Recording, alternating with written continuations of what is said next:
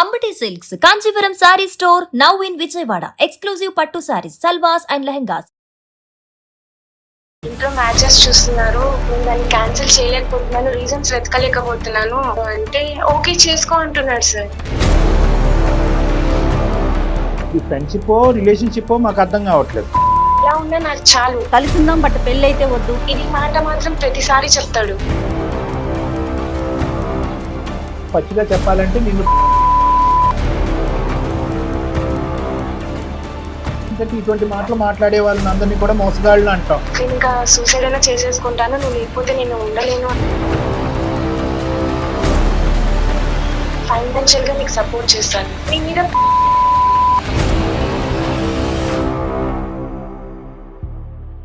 నువ్వు ఎవరన్నా పెళ్లి చేసుకోవాలి, ఇక్కడ చాలా డౌట్స్ రేజ్ అవుతున్నాయండి. ఇంకా నా లైఫ్ ఎండ్ చేసుకోవాలేమో అన్న థాట్ లో ఉన్నాను నేను. భాస్కర్ ఎక్కడున్నావు? భాస్కర్ అండి, కొత్తగా తెలుస్తున్నా. నేను క్లారిటీగా ఫస్ట్ నుంచి నీకు చెప్తానే ఉన్నాను. మోసగాడు నువ్వు, ఇలా అన్యాయం చేస్తావా? ఒక ఆడపిల్లకి ప్రేమించి పెళ్లి చేసుకుంటానని చెప్పి ఇప్పుడు వెనకడిగేస్తావా? ఇది చాలా ముఖ్యమైనటువంటి అంశం. ప్రేమలో ముఖ్యంగా కావాల్సింది ఏంటంటే నిజాయితీతనం, నమ్మకం, మాట మీద నిలబడటం. గుడ్డిగా నేను ప్రేమించాను కాబట్టి అతను నన్ను ప్రేమించాడు కాబట్టి ఈ ప్రాబ్లంకి అయితే సొల్యూషన్ కనిపించాలి, చెప్పాలి. ఇవన్నీ పబ్లిక్ లో చెప్పుకునే కాదు మేఘనా. పెళ్లి వరకు వద్దు అని చెప్పి మీరు ప్లేట్ ఫిరాయించి ఎడ్యుకేటెడ్ ఫ్యామిలీ సార్, ఇవన్నీ వద్దు సార్.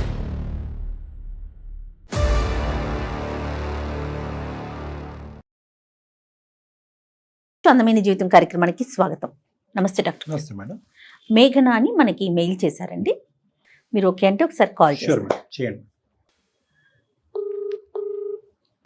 హలో, హలో, నమస్తే అండి. మేఘన గారు మాట్లాడేది? ఎవరండి? నేను జయానండి, సుమన్ టీవీ అందమైన జీవితం ప్రోగ్రామ్ నుంచి కాల్ చేస్తున్నాను. మెయిల్ చేశారు కదండి మేఘన గారు, మీరేనా? అవునండి, నేనే అండి. మీరు ఇంత తొందరగా రెస్పాండ్ అవుతారని అనుకోలేదు మ్యామ్. చాలా థ్యాంక్స్ అండి. డాక్టర్ గారితో ఒకసారి మాట్లాడండి అండి. హాయ్ అమ్మా. హాయ్ సార్, నమస్తే సార్. మీ నమస్తే. వీడియోస్ చూస్తూనే ఉంటాను నేను. థ్యాంక్ యూ అమ్మా, థ్యాంక్ యూ. చెప్పమ్మా, ఏంటమ్మా ప్రాబ్లం? నేను ఒక సాఫ్ట్వేర్ ఎంప్లాయీ అండి. అమ్మ నాన్న ఒక తమ్ముడు. ఓకేనమ్మా. ఇంట్లో మ్యాచెస్ చూస్తున్నారు. మ్హూ. నాకు నచ్చక ఇప్పటికే 10 సంబంధాలు క్యాన్సిల్ చేశాను. ఓకే ఇంట్లో ఫోర్స్ చేశారు అసలు ఏంటి నీ ప్రాబ్లం అని. అమ్మా. తప్పక రివీల్ చేశాను, అంటే నేను ఒకరిని ఇష్టపడుతున్నాను అని. న్యాచురల్లీ. సో ఎవరు ఏంటి అని అడిగితే డీటెయిల్స్ చెప్పాను. అతనే నా పార్ట్నర్ అని అనుకుంటున్నా అంటే వాళ్ళు కూడా చాలా హ్యాపీగా ఫీల్ అయ్యారు. ఓ, కానీ ఇక్కడే ప్రాబ్లం అంతా స్టార్ట్ అయింది సార్. ఏంటమ్మా? అంటే అతనికి నేను ఇష్టమే, అది నాకు తెలుస్తుంది. నన్ను చాలా కేరింగ్ గా చూసుకుంటారు. ఒకవేళ నాకు బాగోలేదు అంటే ఈ టాబ్లెట్ వేసుకో, ఆ టాబ్లెట్ వేసుకో, హాస్పిటల్ కి వెళ్తావా లేకపోతే రమ్మంటావా, ప్రేమగా అసలు చూసుకుంటారు. ప్రతి ఒక్కటి చాలా కేరింగ్ గా తీసుకుంటారు. మనీ ప్రాబ్లం అయినా నేను చెప్పని అవసరం లేదు, మ్, అన్ని తనే చేస్తాడు. మ్, ఇంకా చెప్పాను నాకు నువ్వు అంటే ఇష్టం, మ్, ఇంట్లో మ్యాచెస్ చూస్తున్నారు, మ్, నేను దాన్ని క్యాన్సిల్ చేయలేకపోతున్నాను, రీజన్స్ వెతకలేకపోతున్నాను, మ్. ఇంట్లో పేరెంట్స్ ప్రెషర్ చేస్తున్నారు అంటే ఓకే చేసుకో అంటున్నాడు సార్. ఈ ఫ్రెండ్షిప్ రిలేషన్షిప్ మాకు అర్థం కావట్లేదు. అతనికి మొదటి నుంచి ఆ ఉద్దేశం ఉందా లేదా అమ్మా? అతనికి నేనంటే ఇష్టం సార్, ఎవరితో మాట్లాడు. నేను ఒకవేళ మెసేజ్ చేయకపోయినా ఎందుకు చేయలేదు ఏంటి రీజన్ అని అడిగే కానీ టైప్ అతను. ఇష్టం does not need to transform into marriage కదా. ఆ అబ్బాయి Yeah, మ్యారేజ్ of వరకు course, sir. ఎప్పుడన్నా అన్నాడా అబ్బాయి నేను నిన్ను పెళ్లి చేసుకుంటానని అన్నాడా? లేదు సార్, అతన్ని లైఫ్ లాంగ్ నేను తోడుంటాను, బట్ మ్యారేజ్ అంటే వెనకడుగు వేస్తున్నాడు. మరి అట్లా ఫోర్స్ గా కూడా చెప్పట్లేదు, నువ్వంటే నాకు ఇష్టం లేదు అని కూడా చెప్పడం లేదు. ఈ మధ్య కాలంలో మనం చూస్తున్నాం కదా, కలిసి ఉందాం బట్ పెళ్ళి అయితే వద్దు, అలా ఏమన్నా ఆలోచిస్తున్నాడా అతను? లేదు మేడం, అతను ఆ టైపే కాదు. చాలా రెస్పాన్సిబుల్ పర్సన్, అసలు ఆ టైపే కాదు. ఎప్పుడైనా డైరెక్ట్ గా నాకు నువ్వు ఇష్టం, మనం పెళ్లి చేసుకుందాము, మన పేరెంట్స్ తో మాట్లాడదామా, ఇలాంటి మాటలు మీరు ఎప్పుడైనా మాట్లాడారా? అలాంటిది ఏం చెప్పలేదు. బట్ ఒకటి చెప్తాడు, ఏంటంటే ఎప్పుడు చెప్పేది నువ్వు ఇలా ఉన్నా నాకు చాలు, నువ్వు ఎక్కడున్నా హ్యాపీగా ఉండాలి. ఇది మాట మాత్రం ప్రతిసారి చెప్తాడు. నన్ను యాక్సెప్ట్ చేయట్లేదు అంటే దానికి రీజన్ చెప్పాడు. మీరు చెప్పారా? నేను అడిగేది మీరు ఎప్పుడైనా చెప్పారా అంటున్నా. నేను చాలా చెప్పాను. నీ సైడ్ నుంచి క్లారిటీ ఉంది, అతని సైడ్ నుంచి నీకు క్లారిటీ రాలే. అవును సార్, 4 years నుంచి సార్ సోషల్ మీడియాలో కలిసాము చాటింగ్ ద్వారా. ఓహో, ఇప్పటి వరకు మంచిగానే ఉన్నా. గట్టిగా ఒక 4 times ఏమో కలిసాను. కలిసినప్పుడు కూడా చాలా రెస్పాన్సిబుల్ గా, చాలా కేరింగ్ గా మాట్లాడతాడు, చూసుకుంటాడు. సో అమ్మ ఒక సార్, నిమిషం అమ్మా, రెస్పాన్సిబుల్ గా ఉంటాడు, చూసుకుంటాడు. వాస్తవానికి నిజంగా పచ్చిగా చెప్పాలంటే నిన్ను ప్రేమిస్తున్నాడు కూడా. నువ్వు ఎంత స్థాయిలో అయితే ప్రేమిస్తున్నావో అంత స్థాయిలో ప్రేమిస్తున్నాడు. ఎటొచ్చి ఏంటంటే అతని ఉద్దేశం ఈ ప్రేమను నెక్స్ట్ లెవెల్లోకి తీసుకెళ్ళాలి అని అనుకోవట్లేదు. నెంబర్ 1. నెంబర్ 2 ఏంటంటే సహజంగా ఏంటంటే ఇటువంటి మాటలు మాట్లాడే వాళ్ళని అందరినీ కూడా మోసగాళ్ళు అంటాం. ఇతను మోసగాడమ్మా? లేదు సార్, అట్లా కాదు సార్. ఓకే. నువ్వు వద్దు అంటే నేను ఇంకా సూసైడ్ అయినా చేసేసుకుంటాను, నువ్వు లేకపోతే నేను ఉండలేను అని గట్టిగా అడిగేశాను సార్. ఏమంటాడు అప్పుడు అతను? ఏమంటాడంటే, నీకు ఒక ఫ్రెండ్ గా ఉంటాను, ఒక వెల్ విషర్ గా ఉంటాను, ఒక మోటివేటర్ గా ఉంటాను, నీకు ఎప్పుడు ఏ ప్రాబ్లం వచ్చినా నేను ఉంటాను, ఫైనాన్షియల్ గా నీకు సపోర్ట్ చేస్తాను, నువ్వు ఎవరినైనా పెళ్లి చేసుకోవాలన్నా నువ్వు చేసుకో, నీ మీద ప్రేమ ఉంది, నువ్వంటే కేరింగ్, నువ్వు నా లైఫ్ లో ఉండాలి, ఖచ్చితంగా ఉంటాను, నేను ఉంటాను, పక్కాగా ఉంటాను, బట్ పెళ్లి చేసుకోవాలి, రిలేషన్ లో ఉండాలి అంటేనే వద్దు అని అంటున్నాడు సార్. So, ఎందుకు exception. ఏంటి అని అడిగితే చెప్పడం ఇక్కడ లేదు. చాలా డౌట్స్ రేజ్ అవుతున్నాయండి. కాదండి, మిమ్మల్ని పెళ్లి చేసుకోని అంటున్నాడా, అసలు పెళ్ళే వద్దంటున్నాడు అతను? అసలు పెళ్లి వద్దు అంటున్నాడు. Huh. నా లైఫ్ లో ఎవరు రారు అనుకున్నాను, బట్ నువ్వు వచ్చావు, నువ్వు వచ్చినాక నేను చాలా హ్యాపీగా ఫీల్ అవుతున్నాను, బట్ నేను పెళ్లి వరకు నేను తీసుకెళ్లలేను, అలా అని చెప్పి ఇంకొకరిని పెళ్లి చేసుకుంటా అంటే నాకు అసలు ఎవ్వరు నా లైఫ్ లో పెళ్లి అన్న మాటే వద్దు అంటున్నాడు. అసలు ఆయన మైండ్ లో ఏముందో నాకు అర్థం కావటం లేదు. కాదమ్మా, ఒక పాయింట్ అయితే వెరీ క్లియర్ అమ్మా, అతను ఎక్కడా కూడా పెళ్లి అనే సబ్జెక్ట్ తీసుకొచ్చి నీతో ప్రేమ కలాపాలు అయితే చేయలేదు. ఓకే, లేదు సార్, ఎప్పుడు ఎప్పుడు అడ్వాంటేజ్ లేదు. తీసుకోలేదు. సో లేదు. నువ్వేంటంటే ప్రేమ వరకు నిజమే, కానీ పెళ్లి వరకు నెక్స్ట్ లెవెల్ వరకు నీకు నువ్వుగా ఎజ్యూమ్ చేసుకుని తీసుకెళ్ళిపోయి మీ పేరెంట్స్ వరకు తీసుకెళ్లి అక్కడ వచ్చినటువంటి సంబంధాలు తోసేసేటటువంటి పరిస్థితి వరకు నువ్వు వెళ్ళిపోయావు. మా వరకు ఎందుకు వచ్చారమ్మా మీరు? నేను ఎంత అడిగినా తను చెప్పడం లేదు. ప్రోగ్రామ్స్ చూసాక నాకు ఒక ఐడియా వచ్చింది, ఓకే మీ ద్వారా వెళ్తే అతను ఏమైనా రివీల్ అవుతాడేమో, లేకపోతే ఏ విధంగా చెప్తే అతను నా దారికి వస్తాడేమో, నన్ను అర్థం చేసుకుంటాడేమో, సరే. ఒక చిన్న ఆశ సార్, అంతే. బలమైన కారణం ఉంటే కనుక మీరు విత్డ్రా అవటానికి రెడీగానే ఉన్నారా? నాకైతే 100% నమ్మకం ఉంది సార్, తను మారుతాడని. చూద్దాం, try చూద్దాం, ఆ చేద్దాం. రీజన్ ఏంటో కనుక్కుందాం. ఏం పేరండి? భాస్కర్ అండి. భాస్కర్, రైట్. సార్, మీ మీద జయ గారి మీద చాలా నమ్మకం సార్, మీ మీద లాస్ట్ హో. నేను చాలా రకాలుగా ట్రై చేశాను, ఇంట్లో పేరెంట్స్ ప్రెషర్ ఎక్కువైపోతుంది, నాకు ఏం చేయాలో అర్థం కావటం లేదు. మీరు అంటే మీరు చెప్పాక కూడా తను మారకపోతే ఇంకా నా లైఫ్ ఎండ్ చేసుకోవాలేమో అన్న థాట్ లో ఉన్నాను నేను. మీరు ఇందాక సూసైడ్ చేసుకోవాలని అనుకున్నాను అన్నారు, ఇప్పుడు లైఫ్ ఎండ్ చేసుకోవాలని. ఏంటమ్మా మీరు ఈజీగా మాట్లాడతారు మీరు? ఇది ఒక వ్యక్తిత్వానికి సంబంధించినటువంటి అంశం, ఒక ఆలోచన. ఇష్టం వరకు ఉంది కానీ పెళ్లి వరకు వద్దు అని చెప్పి మీరు ప్లేట్ ఫిరాయించి మాట మార్చుంటే కనుక ఆ అబ్బాయిని మామూలుగా ఆడుకుని ఉండేవాళ్ళం కాదమ్మా. మనం ఈరోజు చాలా గట్టిగా మాట్లాడుకునే వాళ్ళం, కానీ ఆ అబ్బాయి ఎప్పుడు కూడా అతని స్టాండ్స్ అనేది మారలేదు. ఇక్కడ ప్రత్యేకంగా మీ రీజన్ ఫర్ యువర్ కాల్ అంటే నేను చెప్తున్నానమ్మా, the reason for your call is not to transform him, అతన్ని మార్చేసి నాకు ఇవ్వండి అనేది కాదు. ప్రధానంగా రీజన్ ఫర్ మై కాల్ ఏంటంటే 2 సంవత్సరాలు 3 సంవత్సరాల పాటు తెలియనటువంటి కారణం కనుక్కుని అసలు ఎక్కడ అతను మనస్తాపం చెందుతున్నాడు, ఎందుకు ఆ మనిషి ప్రేమించేటటువంటి వ్యక్తి పెళ్లి ఒక బంధం వరకు ఎందుకు వెళ్ళకపోతున్నాడు అనే కారణం కనుక్కోండి డాక్టర్ గారు అంటే కనుక అది important. That is step 1. Step 2, అది మ్యారేజ్ వరకు వెళ్తుందా, మిమ్మల్ని ఇష్టపడి ముందుకు వస్తాడా లేదా అనేటటువంటిది అతను చెప్పే కారణం బట్టి డిపెండ్ ఉంటుంది. కానీ అతను నన్ను పెళ్లి చేసుకోకపోతే నేను చచ్చిపోతాను అని చెప్పి కారణం తెలియకుండానే ముందు కాళ్ళకు బంధం వేయటం అనేది కరెక్ట్ కాదమ్మా. సో అర్థమవుతుందమ్మా.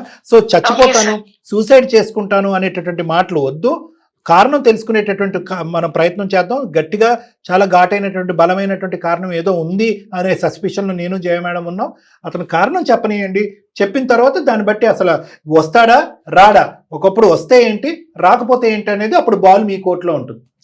ఓకే సార్, రైట్, ఖచ్చితంగా. ఒకసారి అతనితో మాట్లాడండి. అలాగే మ్యామ్, మాట్లాడతాను. The person you are speaking with has put your call on hold. Please stay on the line. Hello hello, Bhaskar, ఎక్కడున్నావు?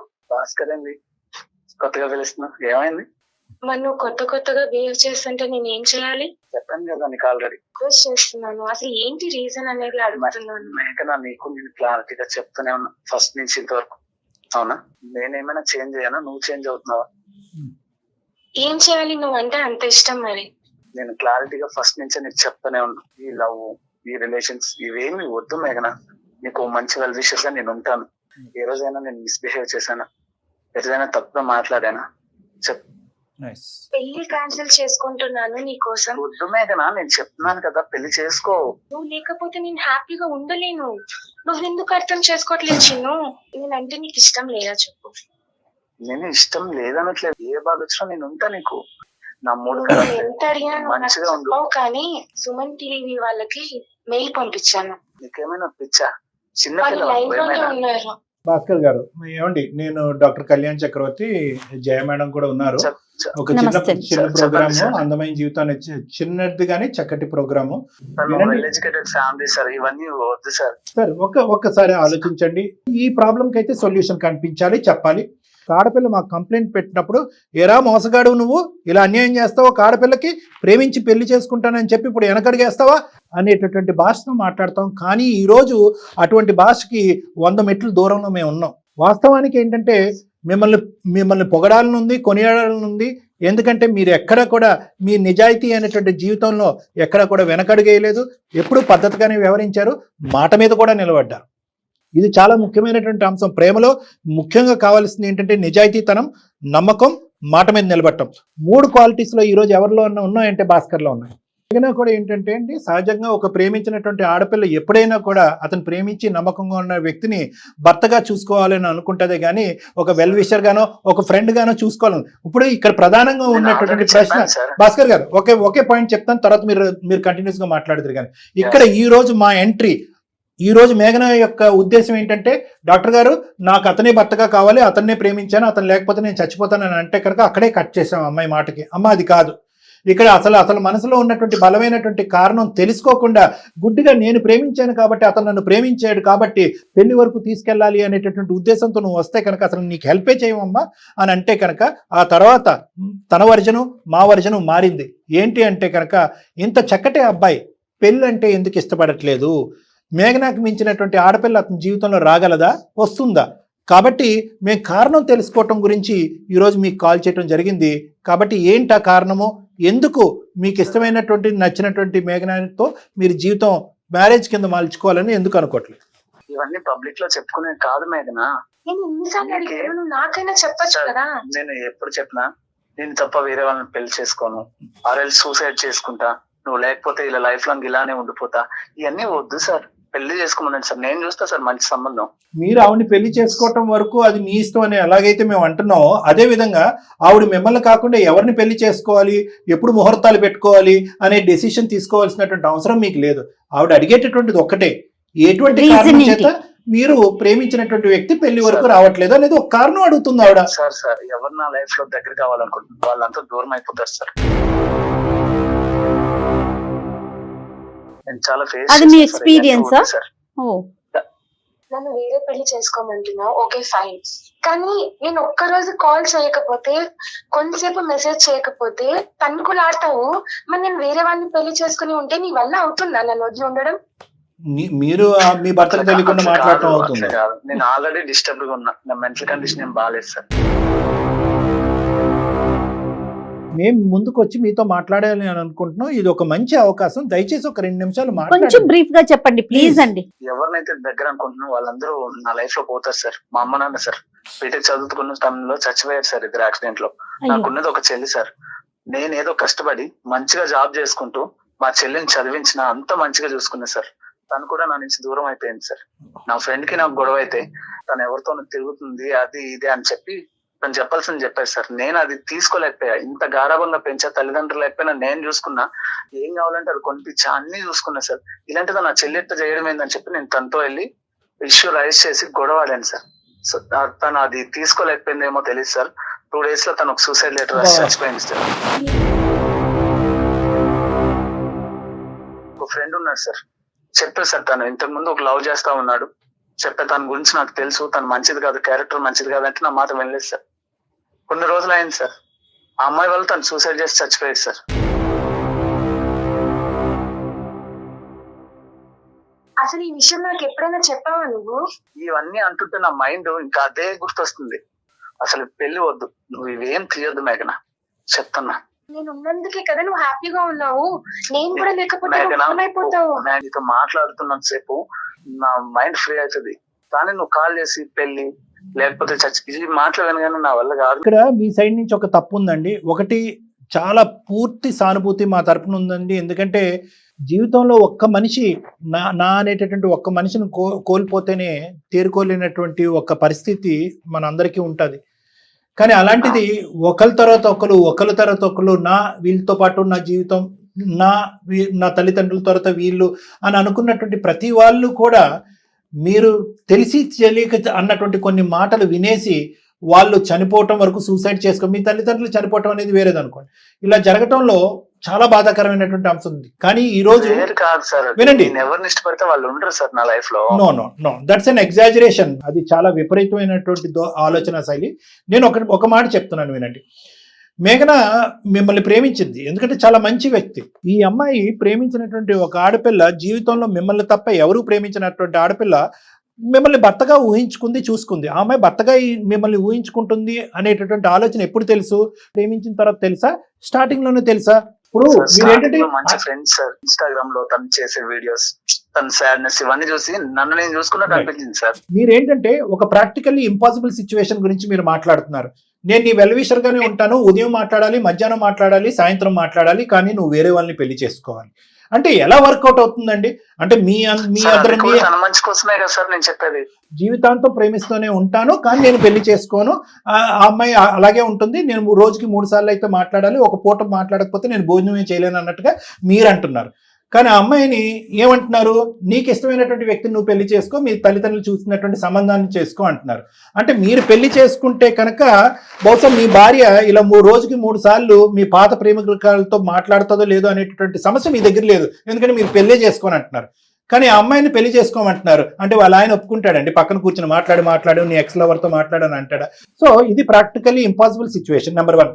నెంబర్ 2 ఏంటంటే 1కి 10 సార్లు ఈ రోజు గంట పాటు ఆ అమ్మాయితో మాట్లాడితే 1కి 10 సార్లు ఆ అమ్మాయి సూసైడ్ అనే పదం ఉంది. అంటే మీ జీవితంలో మీకు నచ్చినటువంటి ఒక పదం ఏమైనా ఉంది అంటే కనుక ఒకటి చావు, రెండోది సూసైడ్.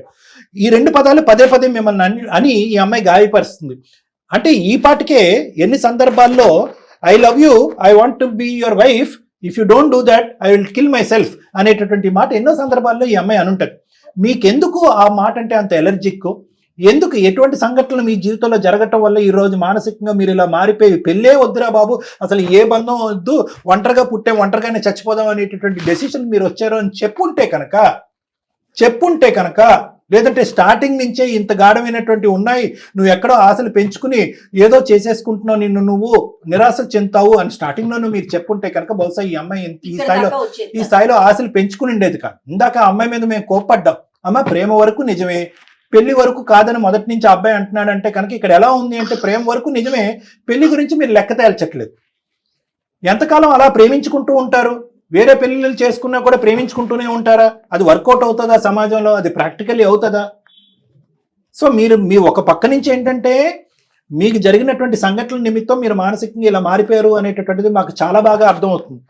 కానీ ఈరోజు మిమ్మల్ని గాఢంగా ప్రేమించినటువంటి ఈ అమ్మాయికి ఒక దారి దిక్కు చూపెట్టవలసినటువంటి అవసరం మీకుంది, ఒక నమ్మకాన్ని కలిగించవలసినటువంటి అవసరం మీకుంది. ఈరోజు ఆ అమ్మాయి మిమ్మల్ని తప్ప మీరు ఎలాగైతే నేను ఈ అమ్మాయిని చేసుకోని అని అంటున్నారో, మిమ్మల్ని కాకపోతే ఆ అమ్మాయి ఏ పెళ్లి చేసుకోవటానికి రెడీగా లేదు. ఆ అమ్మాయి ఆలోచించలేదు సార్. నేను నీకు దూరంగా వెళ్ళిపోతే నువ్వు ఈ ఒంటరితనంతో నీ నుంచి నువ్వు బయట పడగలను అనుకుంటున్నావా?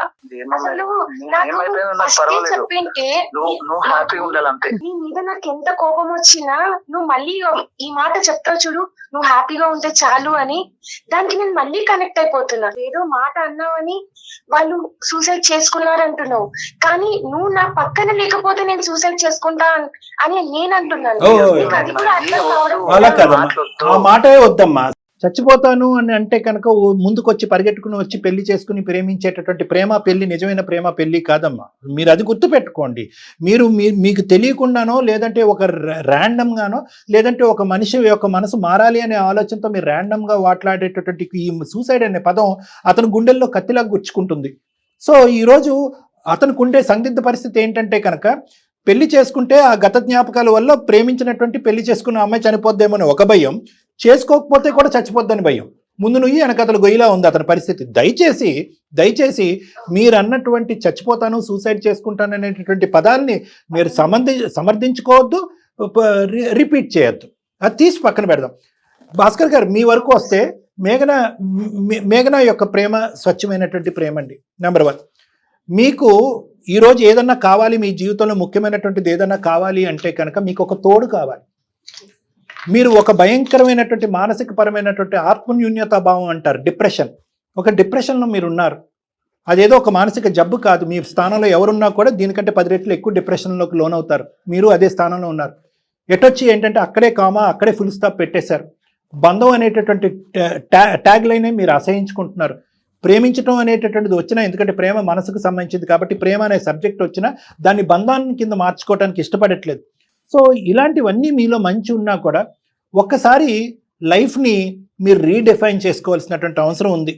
చాలా ఇంపార్టెంట్ అండి. ఇక్కడ ఇంతకుముందు అమ్మ నాన్న చనిపోవటానికి కానీ, మీ సిస్టర్ చనిపోవటం కానీ, మీ బెస్ట్ ఫ్రెండ్ చనిపోవటానికి కానీ అన్నిటికీ రకరకాల కారణాలు ఉన్నాయి. ఇలాంటివి ఉన్నప్పుడు నేనేమంటాను అంటే ఇవి మీరు ఊహించుకుని కావాలని ఏదో ముందుగానే రాసి పెట్టున్నట్టుగా మీ జీవితంలో జరిగేటటువంటి అంశాలని నేను అనుకోవట్లేదు. ఇదన్నీ కూడా జస్ట్ కోయిన్సిడెన్సెస్.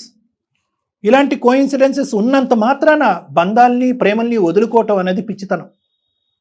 మీరు ఇప్పటికీ కూడా ఆ డిప్రెషన్లో ఉన్నారు, ఒక విధమైనటువంటి ఒక నెగిటివ్ సైకాలజీలో ఉన్నారు. ఆ నెగిటివిటీ అనేటటువంటిది తీసేటటువంటి ప్రయత్నం నేను చేస్తాను.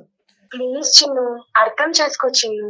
నువ్వు ఒక్క పాయింట్ అయితే కనుక సభాముఖంగా నేను, జయ మేడము, ఇక్కడ ఉన్నటువంటి మా టీం అందరికి ఎదుర్కొంటే ఒక్క మాట అయితే చెప్పాలి. జీవితంలో ఎంత కష్టం వచ్చినా, ఎంత నష్టం వచ్చినా సూసైడ్ అనేటటువంటి పదాన్ని వాడటం కానీ, ఆ ఆలోచనని కానీ, ఆ విధంగా ముందుకెళ్ళటం కానీ నేను చేయను.